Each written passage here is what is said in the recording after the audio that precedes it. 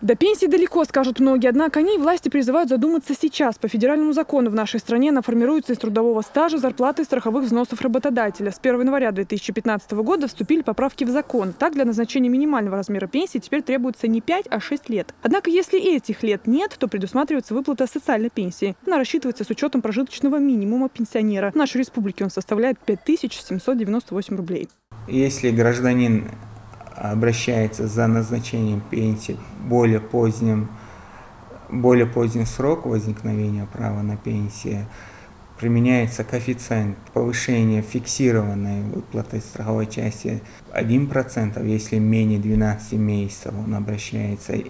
Если более 12 месяцев, 1,07%. В этом году также продолжится выдача лицензий на осуществление деятельности негосударственных пенсионных фондов. В связи с этим была временно прекращена передача денежных средств, что повлекло за собой перевод накопительной части пенсии на страховую. Негосударственный пенсионный фонд может и обанкротиться. В этом случае, конечно же, ваши денежные средства не потеряются. Они тоже гарантированы государством, но они уже будут как бы в номинальном выражении восстановлены государством. Те средства, которые у вас будут на лицевом счету, допустим, в номинальном режиме, они будут вам восстановлены.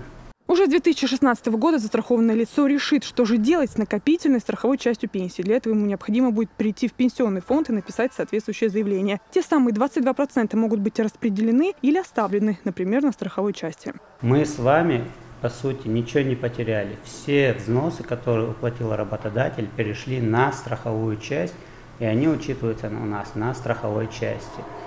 В 2014 и 2015 году также дается право застрахованному лицу выбрать, согласен ли он оставить все свои страховые взносы, то есть это 22% от начисленной заработной платы, на страховую часть, или же он хочет формировать и накопительную часть. Ну тогда у него с 2016 года будет страховая часть 16%, накопительная часть 6%.